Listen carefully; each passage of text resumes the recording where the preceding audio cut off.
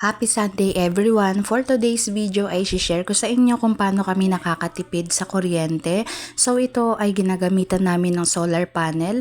Ito po yung pangalawa naming power station na charge din po natin gamit ang solar panel niya. So meron na siyang 60% na charge na pwede naming magamit mamayang gabi para sa electric fan at pag-charge ng mga cellphone at ilaw. So ayan po yung ating solar panel. Next naman guys, sa aming panluto, so kapag maraming kalat, ito po yung mga papel na pinunit-punit ko na kahapon habang nagkakape ako. Tapos ibinabad ko lang siya sa tubig. So wag niyo na masyadong ibabad sa tubig guys dahil panahon ngayon ng dengue, so baka masisipa kayo ng inyong barangay. So mga 3 oras siguro or 5 oras ay pwede na.